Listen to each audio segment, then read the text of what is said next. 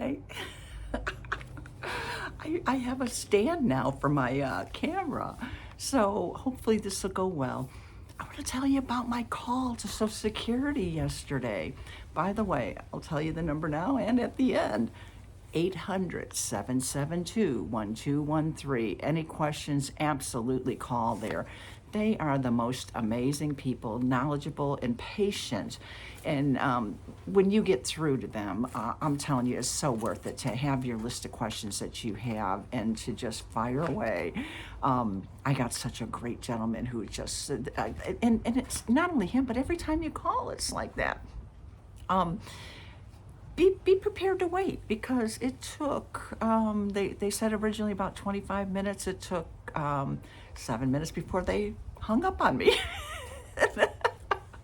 And then another 15 minutes when I called back in, when the call was finally answered. But oh, so worth the wait. I wanted to talk to you about, if you apply early for Social Security, early than full retirement age, earlier than, oh wait, my papers are flying away, earlier than full retirement age, because that's what I'm considering doing. I just had a birthday, turned 65. I know I can collect unemployment. Oh my God. Social Security. I can collect Social Security early, but you get penalized. You know, you lose so much money. I'll lose about $250 for going early if I do decide to go in 2024. My time frame was like March, looking at March. So I didn't hit an income level that would penalize me or anything like that. And I got a spreadsheet I've been working on.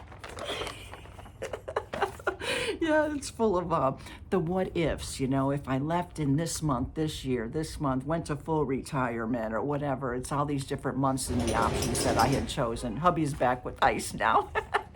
But anyway, you know, and on here it does say that, you know, the 166 is what I average, or I put down for 166 for Medicare Part A, because you're paying for Medicare anyway when you retire, and that's, I think it's the same for everybody.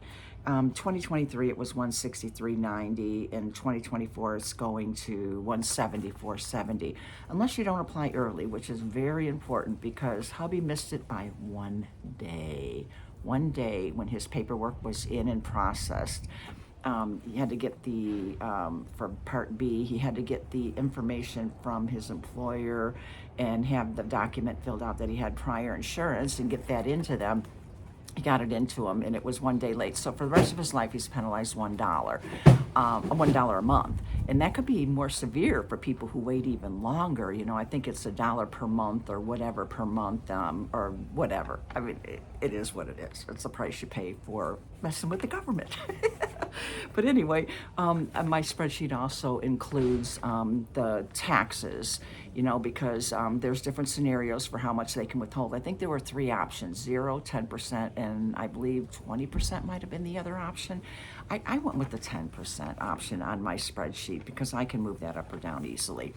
And then factoring in if I was going with the Cadillac of insurances, which was, you know, those Part B, C, D, E, F, G, H, I, whatever there is out there. We had some people come over and with the insurance and try to explain all of that to us. Did a very good job. I mean, they sold me. Whether I'm going to go through with that or not, I you know, that's debatable. Awesome, dear.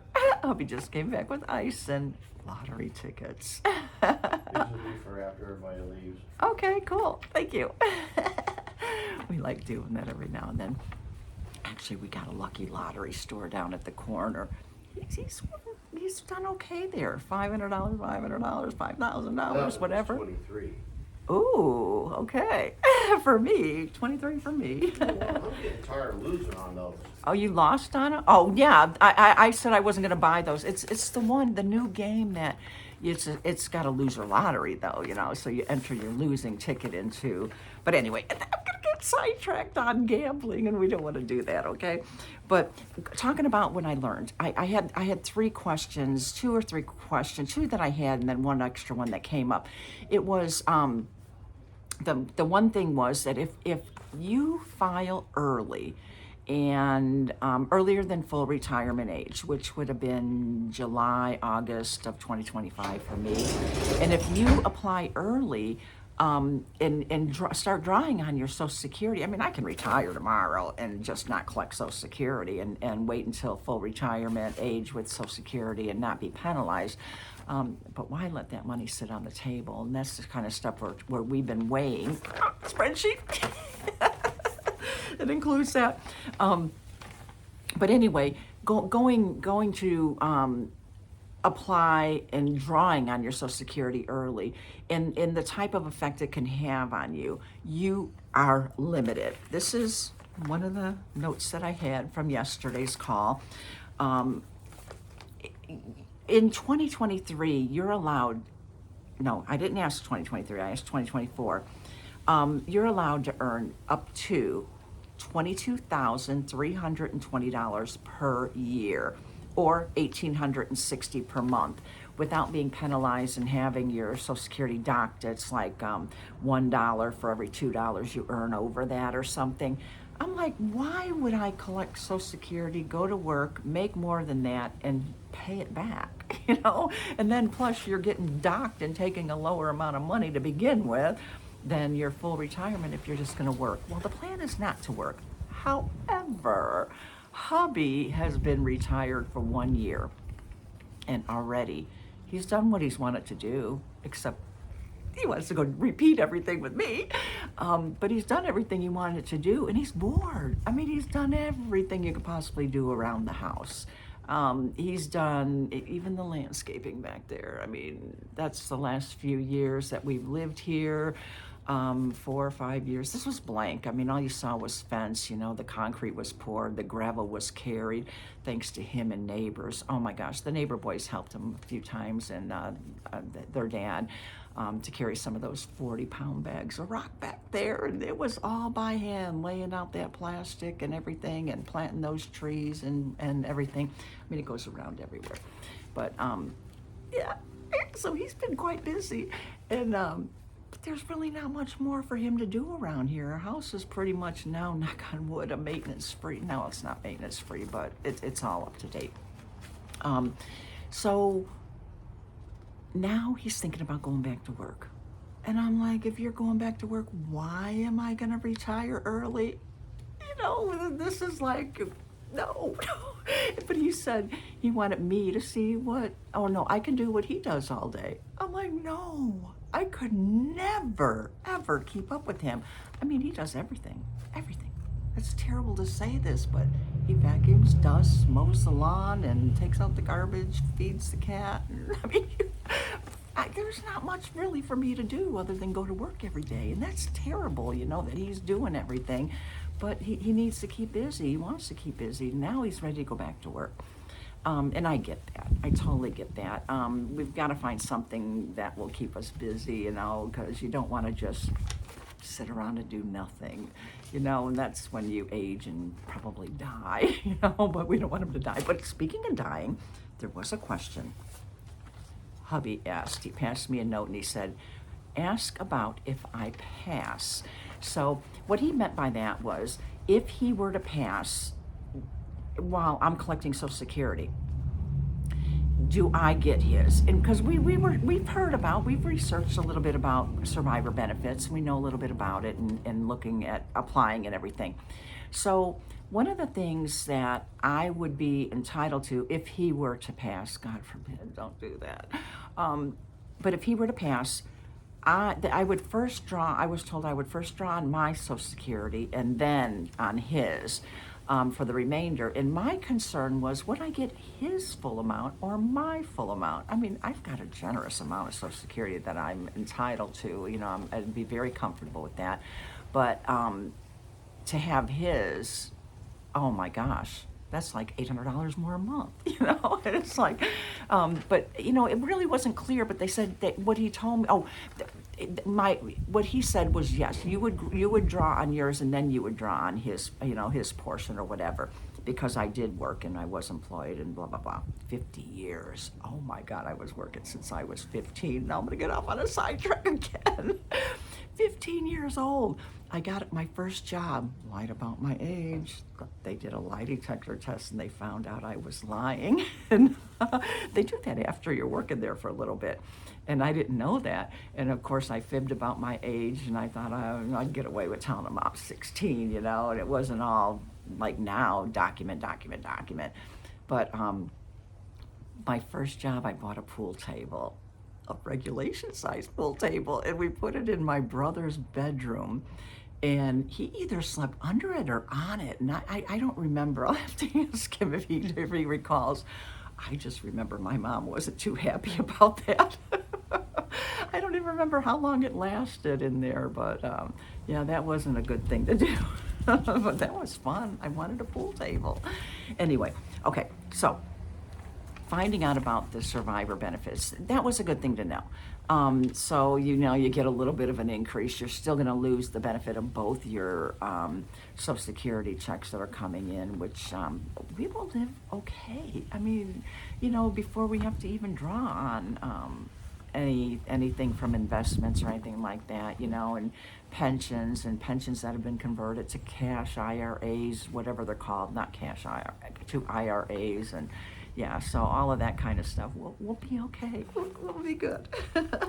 So I could leave financially. But getting back to the finances.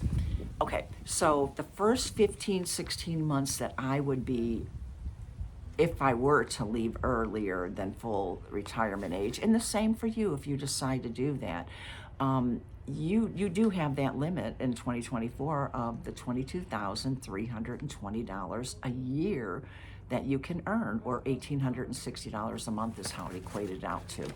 And that's just dividing that figure by 12. All right, and then the other thing was, will that governance go away when I turn full retirement age? Because that was what I wanted to know. What if I do retire, hubby's still retired, and we go do traveling and all this other stuff that we want to do, you know, when he first retired and stuff, and like when I retire, but except we do it together this time. When you hit full retirement age, that governance lifts that $22,320 that it is in 2024. That won't be there anymore. So however that level raises to with each year, because it does go up a bit, that it's not going to be there. You can earn whatever you want to earn and not be penalized once you hit that full retirement age. And for me, it's 66 and 8 months. Most people after me would be like 70 years old. I think that's where the standard is now. Everybody's got to be 70 to have full retirement. But, you know, and some people are really fortunate enough to leave earlier.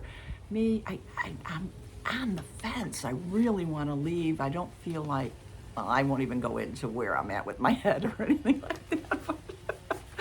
But anyway, yeah. And what hubby wants to do when he was talking about going back to work, I love it. For him, I hope he can do it. And I'll tell you a little bit about that. I'll spill the beans. He wants to go, there's a few companies around here that actually do this. And what he wants to do is deliver RVs, boats, whatever, you know. And he wants to do that. He was a truck driver, drove the twins from a mega company out there for years, and major company. But yeah, he wants to do that. And if I can go with them, I think it'd be a sealed deal. He'd go back to work, and I don't know though. We don't know that that's possible. If he would go do that, but anyway, he's zeroed in on a company. We'll see where it goes. If he really does do it, if it is something that, you know, that I could do with him. If I don't know. We'll see. But anyway, I wanted to share the information about Social Security, and just know going early is possible. Yeah, you're penalized, and you know, all kinds of things can happen where, you know, I mean, you could be blessed. Way I feel we were, you know. Hey, do your spreadsheets. I mean, I got all kinds of notes on the back, and you know, the what if scenarios, and the notes from the Social Security call, and hubby's little question. And anyway, I'm rambling now. We've got neighbors coming over. We got a football game to watch. little parting to do, which I did a video yesterday on poinsettias. I have some champagne left. Actually, I had, after all was said and done, went through 3 bottles, practicing, made a video, and drinking with the neighbors. Made a video, and then today I've got the mega glass, the Irish Wake. It's not even in a champagne glass from McGuire's. If you've never been, McGuire's Irish Pub, Pensacola, Destin, oh, the best. But anyway, souvenir mug. I've got 2 of those because I just love the drink that comes with it, and I want to keep that mug too.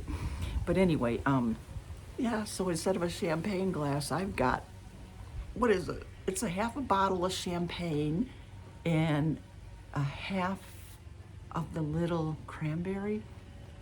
So 2 drinks for me today, and I'll have a bottle of champagne. Cheers. Hey, listen, thanks for watching, liking, sharing, subscribing, and commenting if you like. Till the next time. Oh, Social Security. That's what I'm going to tell you. Give them a call. Any questions? You know, that if you want it specific that applies to you, go online.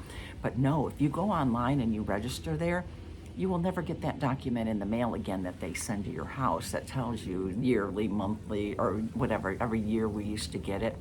But once you apply online or to have an account online with them, you don't get it anymore. It's just not mailed out to you.